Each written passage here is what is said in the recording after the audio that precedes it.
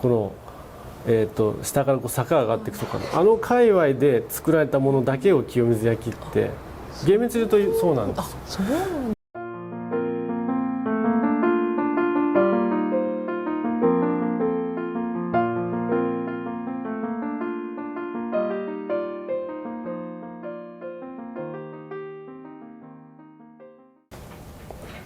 皆さんこんにちは。寺子屋忍者の岩沢です。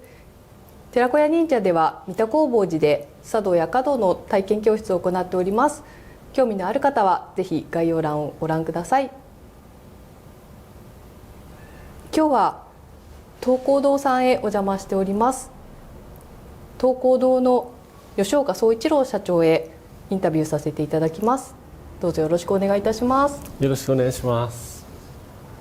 それでは早速いろいろ質問させていただければと思います。はい、清水焼きって、はい、結構私すごい好きな、はい、焼き物の一つなんですけれども、一番最初に清水をなんか清水って覚えてしまって、なんか間違えて清水焼きとかって思ってしまうんですけど、なんかでもそれを知り合いの方に言ったら清水、京都だから清水寺とかもあって清水で、清水っていうと静岡じゃないか、はい、だから京都だから清水って覚えるといいよって言われて、確かにと思って清水って、その後に読み方をちょっと覚え直したっていうような形なんですけど、なんか清水寺とか、京都の清水とかって何か関係あるんですか？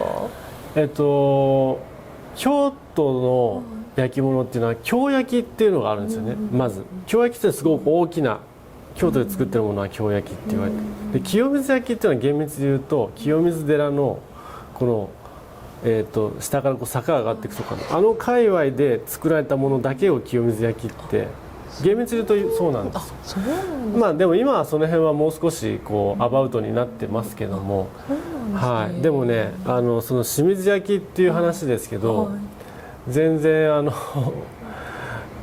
んて言うんだろう、うちにいらっしゃるお客様ですっごい器好きな方でも普通に清水焼きって読む人いるんで、そうなんですね。いやこれは多分字を見たらどっちがメジャーかって言ったらやっぱ清水なんですよ、読み方としてね。清水っていうものは清水寺しかないので、そうなんですね。だからそれは全然恥ずかしがることもないし、僕も多分この仕事しなければ普通に清水焼きって言ったなとそうなんですね思うんですけど、でもやっぱり清水寺の辺りだから清水っていう焼き物なんですね。すごい勉強になりました。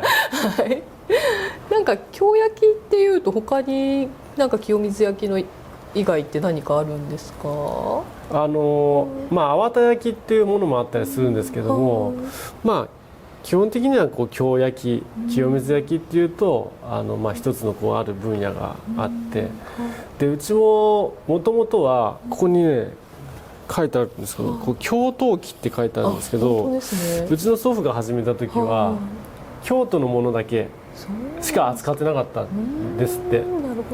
でいろんなお客様のニーズで有田焼とか他の産地のものも入れてるんですけど、基本的には京都のものがうちはベースでやってたので、当然お店に置いてあるものはもう京都のものは割合として半分ぐらいは占めてるんですよね。なるほど、そうなんですね。京焼きもねすごい素敵なのいっぱいありますよね。何か清水焼きでおすすめというか人気のものとかあれば教えていただけますか？今の季節柄ですね、ちょっとこういったもみじがすごく綺麗に描かれた器ですね。これは尾形乾山っていう江戸時代の名工がいるんですけど、その人の写しなんですよね。でこれよく見ると形がね松なんですよ。そうですね。で中に描かれてるのはもみじ。これいろいろなパターンがあるんですけども、ちょっと今こういう時期的になんでなんかやっぱり基本的に清水焼きは全部手作り、形も手で作って絵付けも手でやるので、この温かみが伝わるのとこう繊細さを見るのにすごくいいですよね。なんかその形も手で作られたそうですね。ありがとうございます。なんかすごい独特な形ですよね。裏でもなんかちゃんと形がしっかりわかりますね。から清水焼は同じ商品でもちょっとずつちょっとずつこう雰囲気が違っているんで、そういうのを楽しむと面白いですよね。光の加減でちょっともみじの、はいね、感じも変わりますね。すごい素敵なお皿ですね。ありがとうございます。あとはちょっとこれ杯ぐいのみなんですけど、これも中が染付で細かい桜がこう書いてあるんですよ。で横にはこう青海波って青い海の波って書くんですけど、これもねお着物の模様でもありますけども、すごくおめでたい絵柄ですよね。こんだけこの小さいところに描くのはすごく、これ手作業でされてるんですね。すごいですね。これだけ中にこれ中に桜とでもみじが少し出てる。本当だ。これ雲の錦って書いて雲金模様っていうんですけど、春のものと秋のものがあるんで1年通して使える。なるほど。でこれだけ詰めて書き詰めてあるんで、お酒入れるとね、こうなんか桜の花びらがこう揺れてるような感じでいいですね。ちょっと揺らぐ感じで、なんかのんびりできそうですね。いいですね。お休みの日とかに、ね、こういうの使うとすごいですよね。夜とかゆっくりしたい時とかにちょっとね一人でとかでもいい時間が過ごせそうですね。わかりました。ありがとうございます。あともう一つはその絵柄でいうとこれもよく代表的なんですけど、ひょうたんが6個書いてあるんですよね。